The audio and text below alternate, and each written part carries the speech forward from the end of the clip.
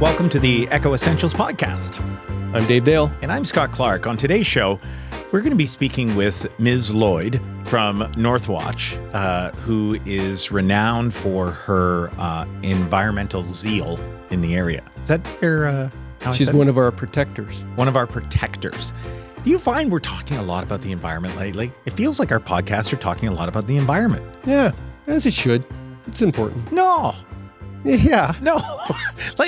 Yes, I'm not saying it's not important, but we're doing it. There's other things we should be talking about too. But Brennain Lloyd, yeah, she's very passionate. Oh, for sure. So I'm looking forward to this interview when she comes in and find out more about what she's doing and maybe I'll poke her a bit about, we're talking a lot about the environment. Can we talk about something else? I hope we can trigger her a little bit, because I'm going to propose to her some really good ideas about nuclear proliferation for energy use.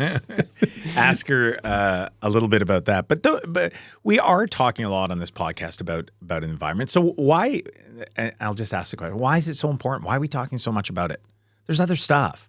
It's like the windows don't match on City Hall. That bothers me greatly. Well, these are the important things that we should make special productions out of. I actually went by, because you've said this, and I looked, and I'm thinking, we can make a game out of this, like that, Checkers, Tetra or whatever. Oh yeah, Tetra. Like they could actually do something with that and make something out of it. Yeah, because it looks kind of cool. And if they change the lighting behind different ones, they could actually turn that whole building into something. I started thinking some wild ways. But you see how the windows don't match, though. Yeah. But now that we're there, we may as well just go with it.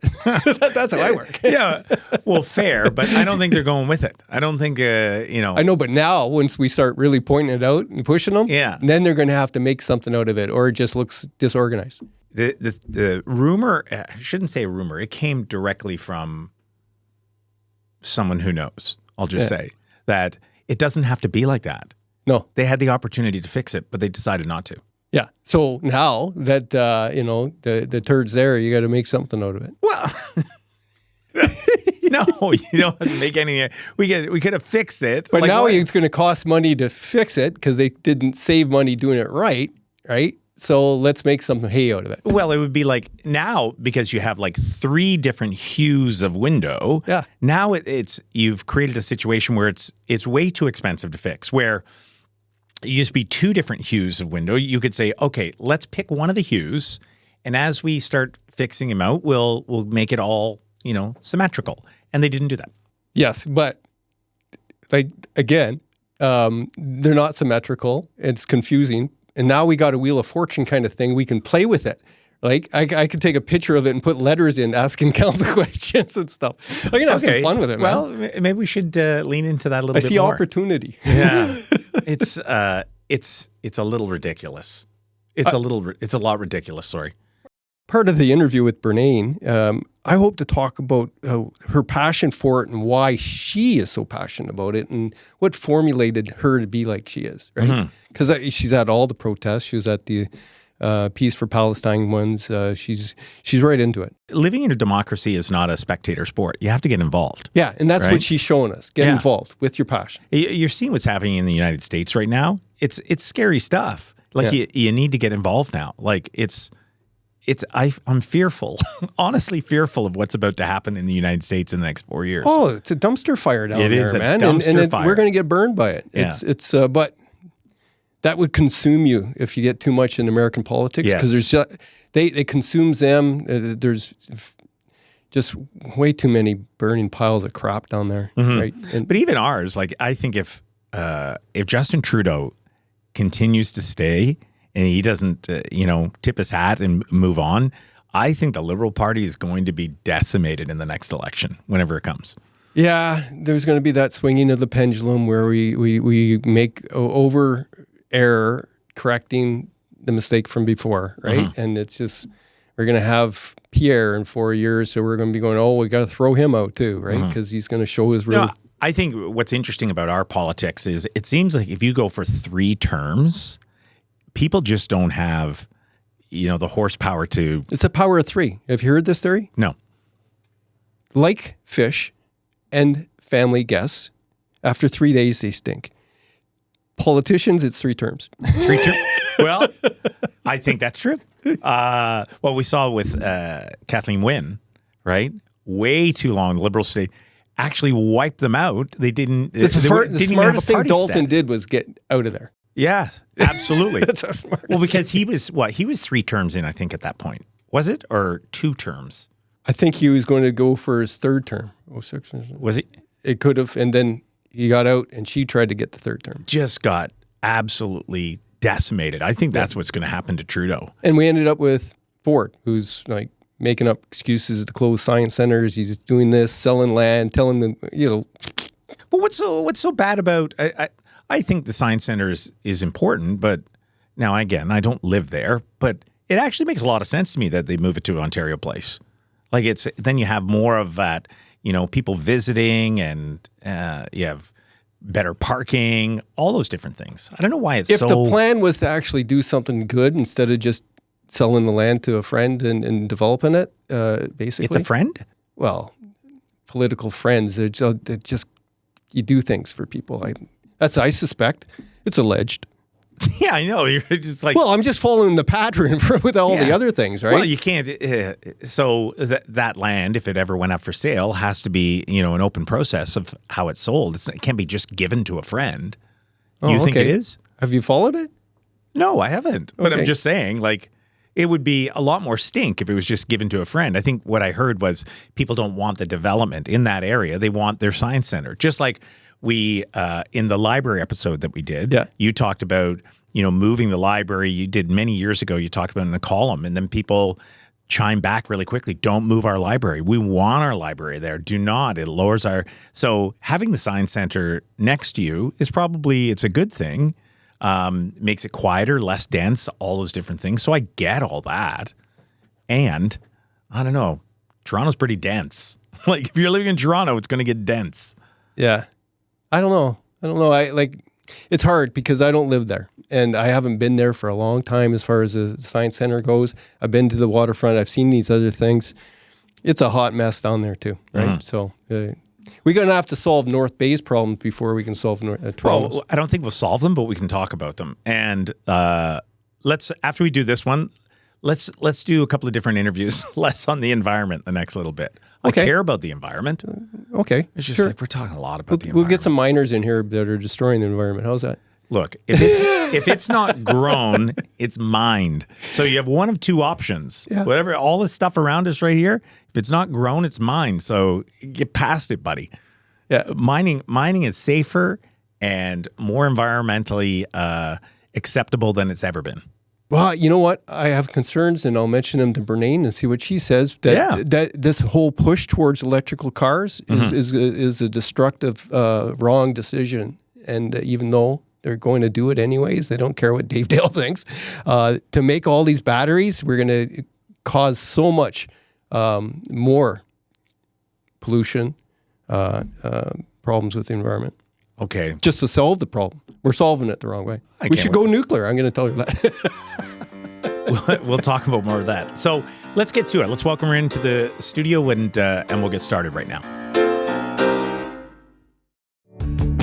Hi, I'm Natasha Laframboise, sales representative with the Laframboise team at Realty Executives Local Group Inc. Brokerage. We are a local real estate team here in North Bay. Our team of sales representatives, Matt Laframboise, Phil Seguin, and Adam Legros, are ready to help you through the buying and selling experience. We have been providing service to the North Bay and area community for over 17 years.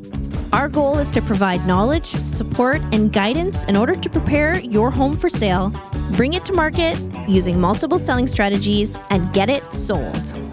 As a home buyer, we have 2 buyer's agents ready to help you find your home sweet home. If you'd like to know more, check us out on our website, laframboiseteam.ca. We are always happy to help.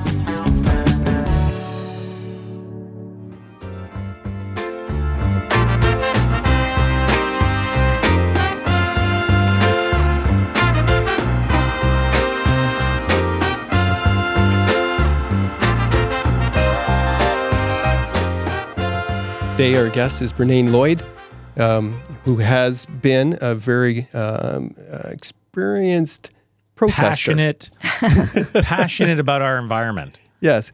I don't know. I've lost track of all the different groups that you've been involved with. Northwatch is one. We were talking at the PFAS open house, and that's what led to this. So, welcome.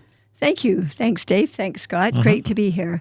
Yeah, so my primary association is with Northwatch, which is a regional environmental coalition. But I came to Northwatch through local groups and initially through the North Bay Peace Alliance. And I now work in both a pan-Northern Ontario alliance called We the Nuclear Free North. And I'm part of a couple of different national networks, depending on topic, issue, or campaign. And I also saw, with the peace group at a protest about the Palestinian situation in Gaza not too long ago. Yeah, so North Bay Peace Alliance was part of the initial organizing back in November, December, January, and there's now a very local, ad hoc local alliance, and we're part of some of those events on the road on other issues for other events. But yeah, there's a very lively discussion locally about conflict resolution and support and recognition of the plight and the political rights of the Palestinian people. I'd like to know a little bit more about you. What got you here? Like, what's your background? Where'd you grow up? How did you get passionate about all these topics? So I grew up in North Bay. And whereabouts? What part of the city? Initially West Ferris, then Whitfield Township. I just skipped the city of North Bay. Yeah. Went from Township of West Ferris to Whitfield Township, and I've been in Whitfield Township the last 30 years. I did live downtown as a younger person. So I came into environmental work through peace work. So the North Bay Peace Alliance, I traveled internationally for some time as a in my late teens, early 20s, came back to North Bay and wanted to join a peace group, because when you're working and traveling internationally, you're aware of the big issues, but you can't really engage in them with any depth. And so I came back to North Bay and thought I'd joined the local peace group, found there wasn't a local peace group, but the cruise missile testing was beginning, and so a group formed locally around that. Initially as a peace petition caravan campaign. Beaumark missile site, and are you talking about that? That was here? That predated that. So the Beaumark was in the 60s. This was in the 80s. So the cruise missile testing was in the early 80s. It was the next escalation of the nuclear arms race. So there was a countrywide and international, and I'd gone to in London and Paris, big international demonstrations against the arms race escalation, and namely through the cruise missile. Reagan and Star Wars. That's right. Yes. And so came back to North Bay and initially focused around the arms race and cruise missile testing. Then in the mid-'80s, there was a cruise missile a training quarter for the delivery of cruise missiles announced for Northern Ontario. So it was B-52s would come into North Bay at 40,000, drop to 4,000, and then at Temagami would drop to 400 feet and do terrain following, terrain avoidance strategies in this wide arc through northeastern Ontario, coming out just around Wawa over Lake Superior. And that really brought together. There was a network of peace, disarmament, development groups, and a network of environmental groups. And that military training exercise, because it had huge peace implications, but also some serious environmental consequences, that brought the peace and environment groups together. And then through that, those two networks working parallel, we then, in 1988, formed Northwatch, because there were two very large government processes about to launch. One was, and they both have long names, the Class Environmental Assessment of Timber Management on Crown Lands in Ontario, and the Federal Environmental Assessment Review of Atomic Energy of Canada Limited's Geological Disposal Concept. So we recognized as all volunteer local district-based groups in Northern Ontario, we would have a challenge in participating in those processes. So we formed Northwatch as a regional coalition, as a regionally representative voice. Is it fair to say that you're like a second-generation hippie? Yeah, were your parents hippies? No, my parents were not hippies. My parents were very, What solid. did they do? What were their vocations? My father was a mechanic, ran transmission shops. Yeah, that was my dad. In North Bay. Oh, yeah. And my mother did a variety of things, but worked most consistently as a development support worker worked in the Nipissing Developmental Center, and later when kids, developmentally delayed children were being integrated into the school system, worked in the school system. So, so very much, pretty Socially aware, for sure. Yeah. So that was my upbringing here. But I think very, always conversation at the dinner table. And, when I began, working on these issues and in a more public way, I think, my family was always, supportive of that, not necessarily engaged on the same issues or participating, but always supportive. Did you ever have a really like a big coup, like a real good win? Did you make a difference other than like achievement? Yeah, I think we've had a couple of really good wins. I think one was I gave you those two really long named government processes. A year or so later, there was an environmental assessment started for Ontario Hydro's, at that time, now Ontario Power Generation, Ontario Hydro's 25-year demand supply plan. Huge impacts for the north, major river dams, a major high voltage transmission corridor. Was that early 90s? That was, so late 80s it was announced, early 90s it started. And I think one of our first, major wins was Northwatch actually brought the motion that ended the hearing. The Ontario Hydro's plan was ever changing in the course of, these are large processes, large, review exercises. And Ontario Hydro's plan was changing as they presented it, which they did over a number of months. And Northwatch brought a motion that because so much had changed in the course of the hearing so far, and we were still in the first stage, that Ontario Hydro had to represent or sort of re-summarize their case. And in the face of that motion, Ontario Hydro withdrew their plan. So I think that was a pretty good.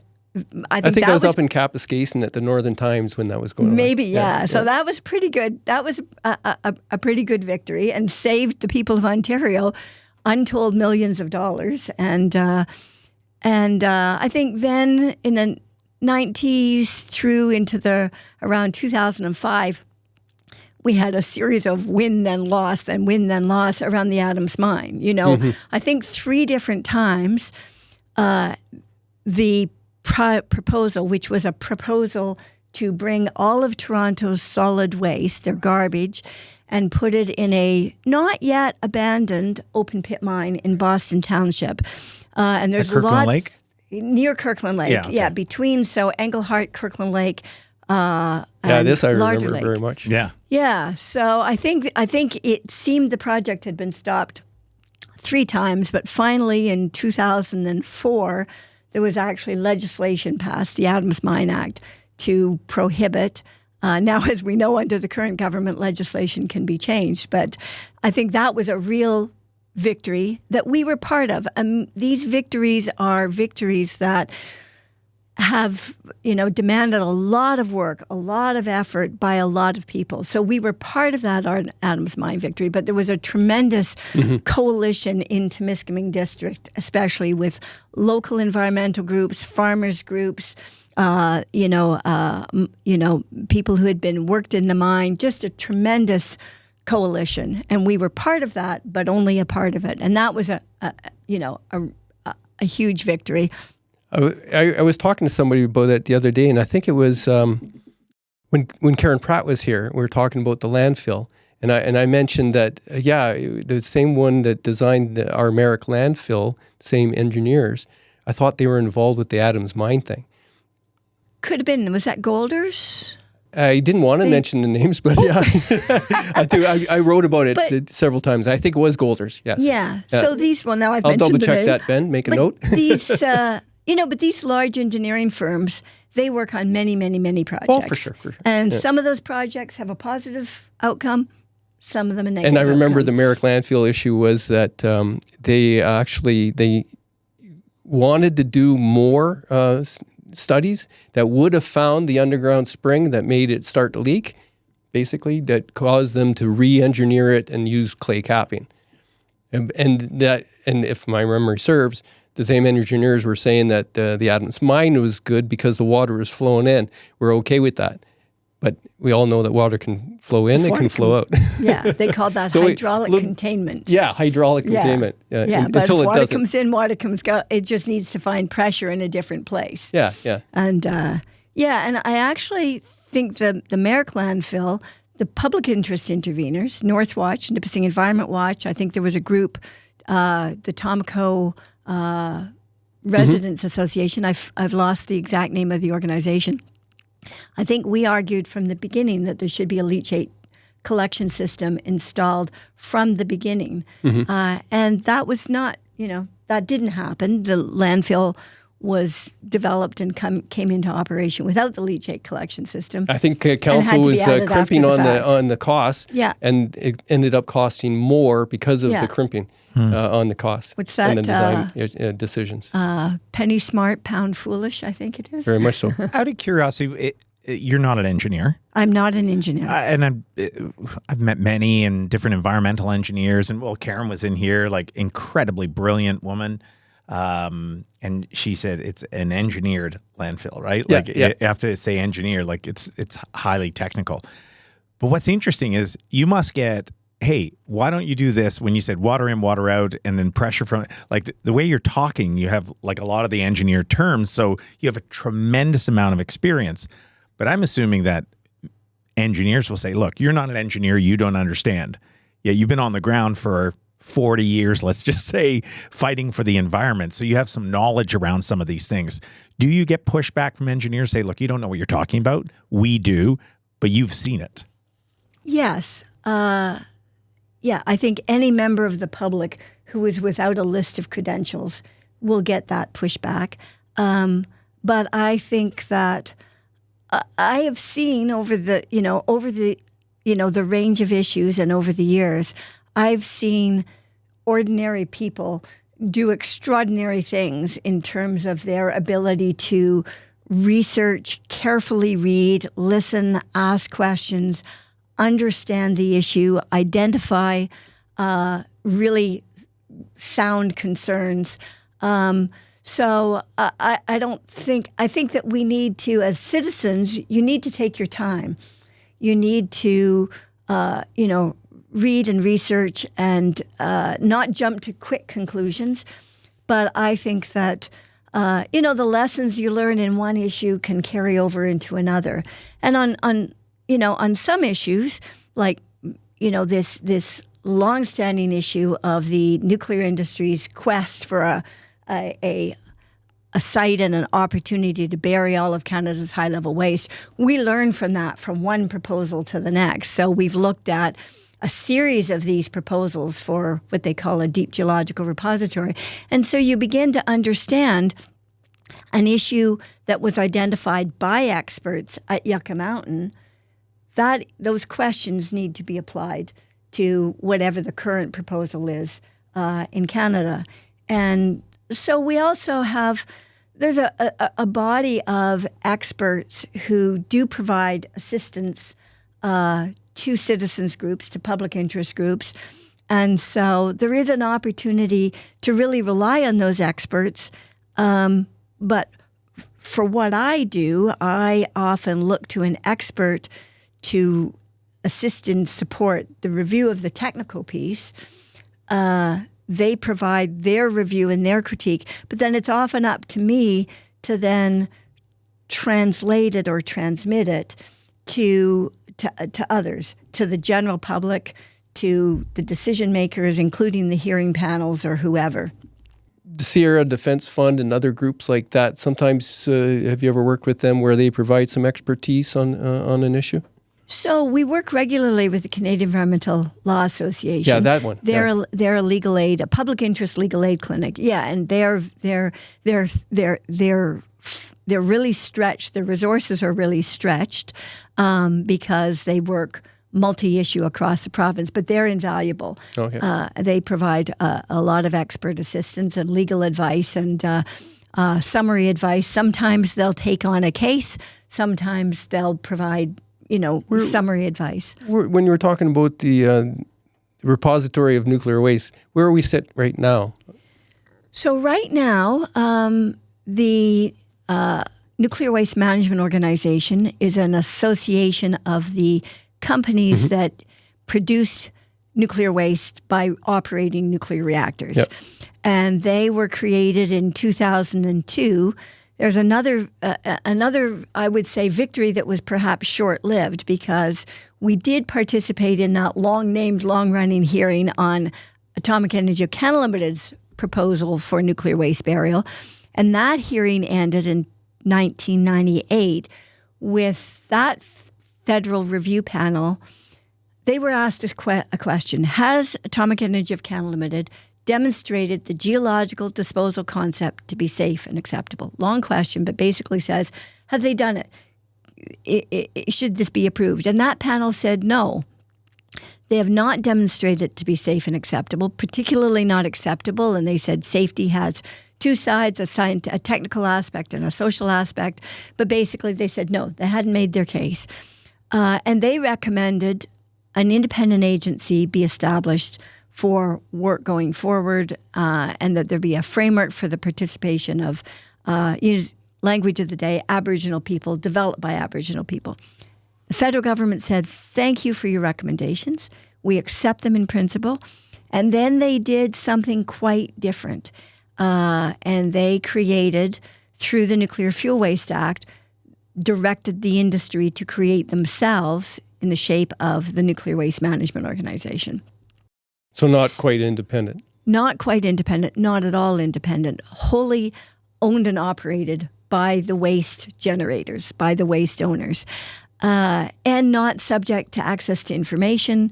Really pretty much an outlier kind of organization. They have spent the last 20 years first developing a revised version of the concept, but still a concept, and it remains still a concept at this stage. A concept still bearing nuclear waste deep in the ground. They expanded the site search from Canadian Shield to include rock formations in southwestern Ontario. Then they, in 2010, launched a siting process and went to municipalities, economic development conferences, said, are you interested in learning how you can benefit from our national infrastructure project, $16 to $24 billion national infrastructure project? The job bribe. That's right. Yeah. And it's not just been well, jobs. Incentive. It's been straight cash transfers. And they got 22 municipalities to put their hands up and said they'd like to learn more. That list, shortened and shortened and shortened until 2020 when they went down to a list of 2. And a site, the Teeswater site in South Bruce in southwestern Ontario, and the Revel site between Ignace and Dryden in northwestern Ontario. And they call that the Ignace site. And they have moved forward with Ignace as their so-called host community. Ignace is no more a host community than the city of North Bay is, except for the money that's flowing into Ignace. Ignace is on the transportation route, but they're upstream. Not only upstream, they're in a different watershed. And the longer-term risks are to groundwater release as those containers, this waste, this highly radioactive waste, will remain active into perpetuity tens of thousands of years, some of them hundreds of thousands of years. So the long-term risk is through as the containers decay and degrade, the wastes are released. So that's going to be long-term. It's a groundwater impact, which then reports to surface water, to lakes and rivers and streams and so on. Why should North Bay be concerned about that? Well, North Bay is on the transportation route, same as Ignace. So there are transportation risks. So the short-term risks of this project and impacts of this project will be in the transfers of the waste from dry storage into the transportation container, but then the transportation. And transportation brings with it two sets of risks. And risk is, a combination of probability and consequence. So probability is how likely is it to happen. Consequence is how bad will it be when it happens. In normal operations, without an accident, the consequences, it won't be really bad. There will be low levels of radiation emitted from every truck as it passes through. But the frequency will be great. It'll be 2 to 3 trucks a day for at least 50 years. So exposure is dose duration and distance. So repeated exposures to low levels of radiation does carry a risk. And the NWMO did some calculations in the, I think 2014, they did a calculation that said, it'll be fine. And they do that calculation by assuming a certain amount of shielding, blocking of the radiation, and a certain distance and a certain amount of time. But as those assumptions change, so for example, it's 4:30 on a Thursday or a Friday, and you're between Fisher and Castles, you're not going to be beside or behind that truck as it keeps moving. You're going to be beside or behind that truck as it stands still. And same when you're anywhere along the 1,600 what I'm envisioning is route. Not too long ago, there was a truck that caught fire at Airport Hill in Algonquin, and it was a huge hazardous waste. Mm-hmm. And you could smell it all over, and it was a truck burning, and we didn't understand at the time, and I still don't know, what was in the truck that was burning that was so toxic. Mm-hmm. But it covered most of the city, and then we had all kinds of emergency workers there for days trying to clean it up. And it's like, that could happen anywhere. Mm-hmm. We see these trucks. Anyways.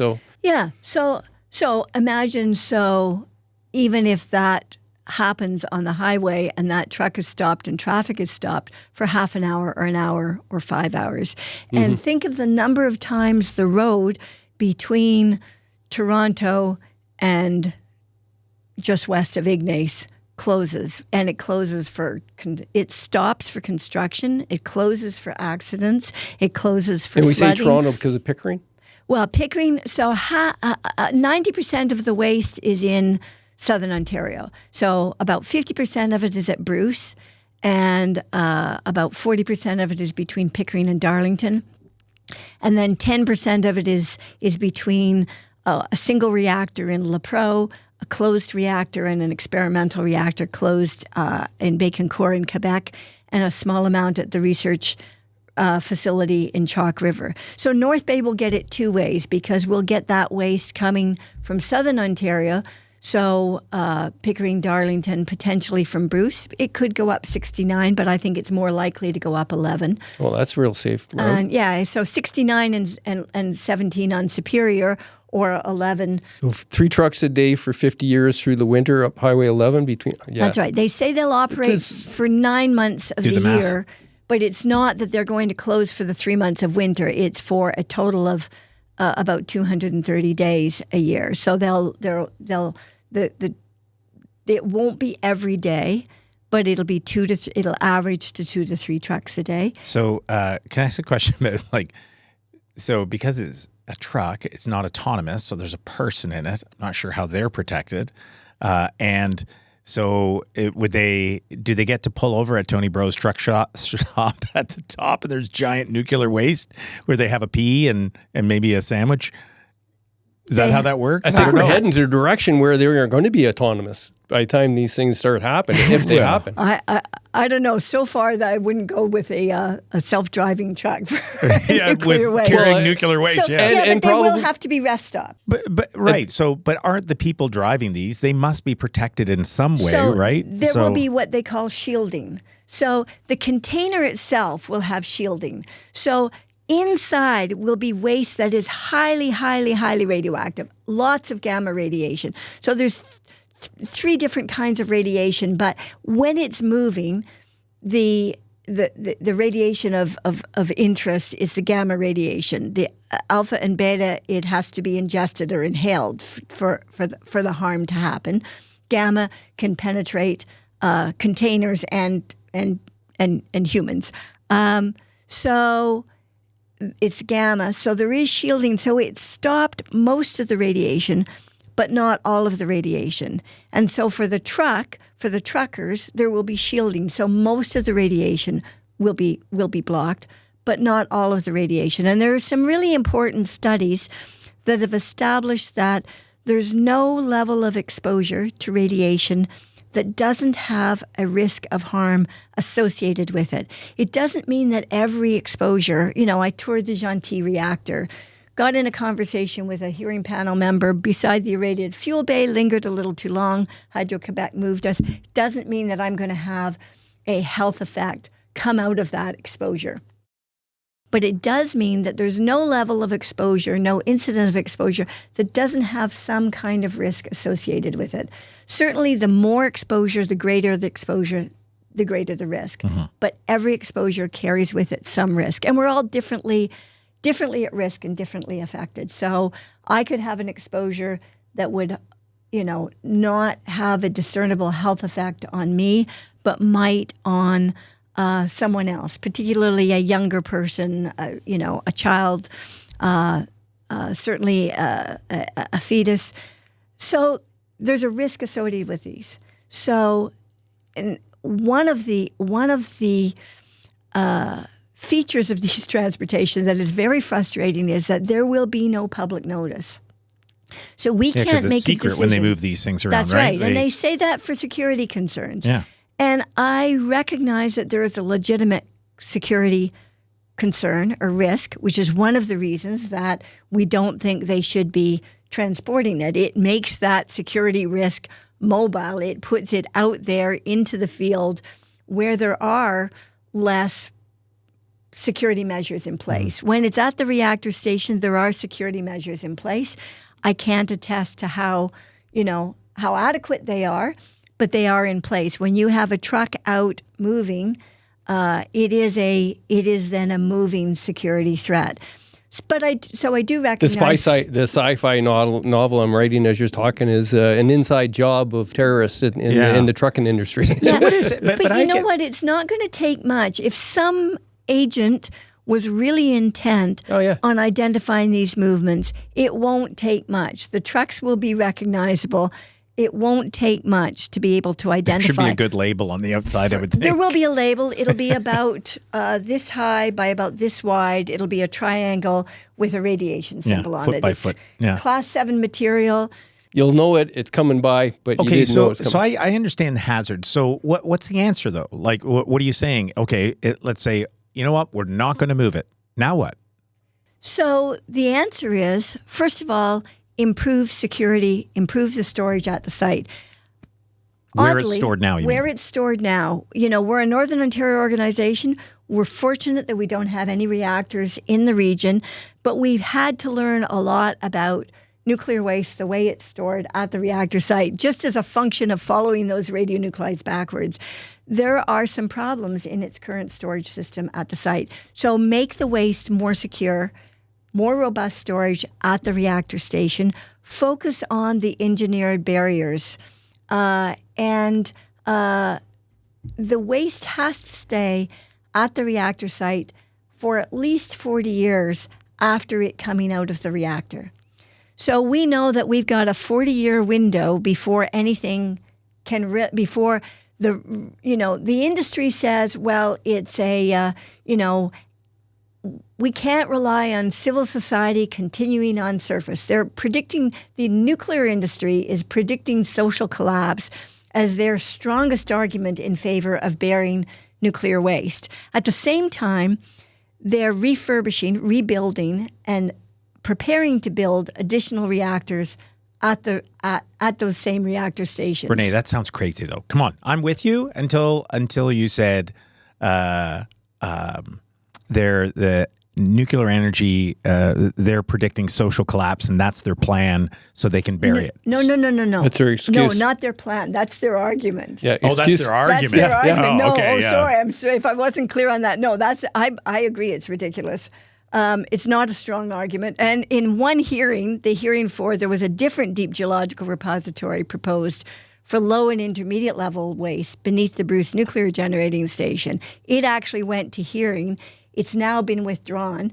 But in the hearing, both Ontario Power Generation and Canadian Nuclear Safety Commission, the regulators, were putting this argument for, to which I said, show us the literature, show us the evidence.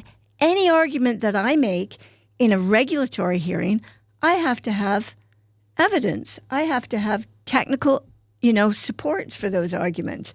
And there is none. I don't know. There is some science fiction. There is, some great novelists write about social collapse. So all that's to say that the most radioactive, the greatest risk, the greatest exposure we have to a terrorist act is the hottest, freshest, most radioactive waste still in the irradiated fuel bay, still in the cooling pool at the reactor station. So in our view, as long as the waste continues to be generated, it's a false argument to say we've got to send it 1,600 kilometers, put it 1,000 meters below the surface, along a 1,000-meter tunnel, in a 250-meter room, stack them up and back out and walk away, as long as the waste continues to be generated. So let's focus on reducing the greatest risk first, and then let's look at the reactor station, how to design that on-site storage to be as secure and as robust as possible. Right now, Ontario Power Generation has approval to build 2 additional dry storage container buildings at both Pickering and Darlington sites immediately on the edge of Lake Ontario. That's not the most secure site. That's not the most secure location. Additional dry storage containers, should be in more robust buildings. They're in right now. The technical documents say they meet Canadian Building Code standards. Well, excellent. They should be much more robust. They should be more fortified buildings, and they should be pulled back from the lake. They are building new dry storage containers for high-level waste immediately on the lake's edge, in the sight line from the lake, and right in the way of any extreme weather event coming off the lake. So I find it hard to take the industry seriously when they talk about security risk, when they continue to amplify and build on the risk at the reactor stations. Founded in 1968, Voyageur Aviation is a proud member of our community, providing worldwide aviation services from our headquarters right here in North Bay. If you're looking for a challenge, change, or want to expand your current career in aviation, Voyageur is hiring for a wide range of technical and non-technical roles, including pilots, aircraft maintenance personnel, corporate administration, machinists, supply chain professionals, and more. Be part of a workforce that is over 400 strong, supporting humanitarian, government, defense, and civil aviation operations around the world. For a career in aviation and beyond, learn more about open positions and career paths at voyav.com.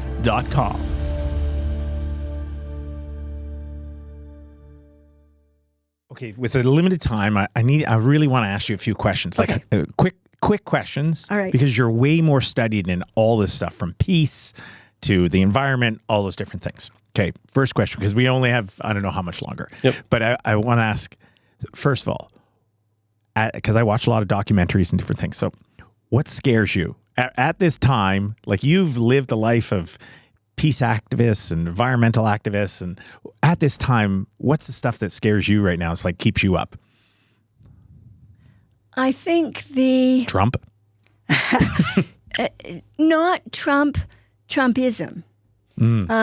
Whether it's, this extreme right, anti-government, anti-rules. That's interesting what you're saying right now, because many would think, like, someone who's environmentalist, they're against the government, they're against, but you're all for the rules, and it's really interesting. Peace, order, and good government. Government should be for the people, of the people, and I think that we're in a period in Canada, both provincially and federally, of deregulation. We're seeing a diminishment of the rules, and that's a problem. Those are rules that were built over decades of experience and observation, seeing what are the environmental risks and how do we reduce them, and now we're losing them. So I think that the loss of civility and the loss of good governance, I think, is what is most frightening, because everything else falls from that. The possibility of having a deep geological repository for nuclear waste burial approved when the technical case hasn't been made, that's a failure of good government. That's a failure of good regulation. Just a continued failure to really address the climate crisis. That's a failure of good government.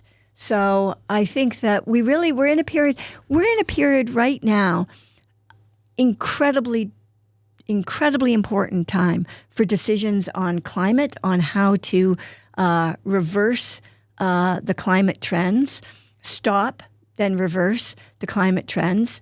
I'd settle for stopping at this moment. Slowing would be nice. And we're in an incredible period for decision making around nuclear projects. There's been a huge amount of political capital spent and public dollars spent on promoting the so-called next generation of nuclear reactors, small modular reactors. This morning I was reading something about Bill Gates and his salt nuclear... molten salt reactor. Yeah. Are there any new technologies for nuclear that might have some legs that could work? Because my personal feeling is that this rush for electronic cars and batteries is actually very destructive. It's going to increase the climate issue. Well, particularly when we don't have the companion pieces of developing a distributed grid and distributed generation of electricity. So I would say, just sort of a general rule, how about if you want an electric car, you also install generating capacity on your residence. And if you don't have a private residence, if you live in an apartment or a condo, how about you then make an equivalent investment in an energy cooperative or an energy project that's bringing more renewables into the grid. So this rush for electrification, when we don't have the parallel pieces in place, I also think is problematic. This whole promotional campaign about small modular reactors, they're mostly what a colleague, M.V. Romana, who's a professor at University of British Columbia, he calls them PowerPoint reactors. They're ideas. They're sets of ideas, but they're only sets of ideas. None of them are up and running. None of them are in place. Important study about a year ago out of Stanford University assessed that the fleet, at a fleet level, the small modular reactors will cost more and produce more waste per energy unit than even the conventional reactors. Conventional reactors are a very expensive way to produce electricity. So different isn't always better. Different isn't always better. We're going to get a greater concentration of the same problems that we have with the current nuclear fleet.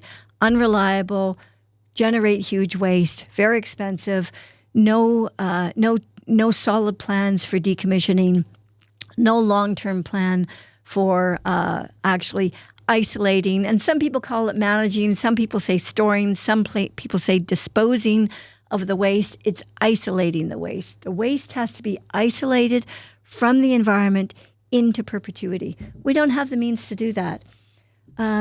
There's some work been done on engineered barriers, some predictions that some of those barriers might work for 1 million years. That's untested, that's unproven. So that's where the research effort should be going, is how do you isolate it? In the 80s, there was some excitement around the idea of transmutation, of neutralizing it. But it actually, as I recall what little I read of those studies, the idea was to speed up the longer-lived radionuclides so they only were hazardous for 10,000 years instead of 1 million years. So let's dwell on that we have a problem that we might try to reduce to only 10,000 years. I'm not going to sleep well tonight. Last question: did Oppenheimer movie help you with some of the issues that you've been talking about with Northwatch? The Oppenheimer movie frustrated me because it talked about the birthing of the bomb, but it didn't talk about the consequence of the bomb. It did talk a little bit, some sort of soul torture on the part of the bomb makers. But it really, what was missing there was all of the devastation that those bombs brought, and the way they began the nuclear. That was the beginning of the nuclear arms race, right, which has cost us trillions upon trillions upon trillions, just lost opportunities, and all of the consequences of the bombs dropping in Hiroshima and Nagasaki, all of the consequences of the bomb testing in the U.S., in the Pacific. That was shortchanged. So maybe if it was part 1, that would be great. I'm waiting for Oppenheimer part 2, what that bomb did. We got to wrap it up just because of time. And this has been really, I really enjoyed this. We've known each other for a long time, and we keep bumping in, and I'm very glad to have you here and talk about what you know best. And it makes sense what you're talking about. It should resonate with people that the plans aren't plans. They're ideas. They're ideas. Yeah. And how do we find out more information about Northwatch? So you can go to northwatch.org online, or we're on Facebook, Twitter, and call us. If anybody still uses the phone book, I think we're still in the phone book. A phone book? What's a phone There's book? There's a phone book. Yeah. Right on. Well, thank you again. Okay, great. Thank you both very much. Really enjoyed the conversation. Thank you.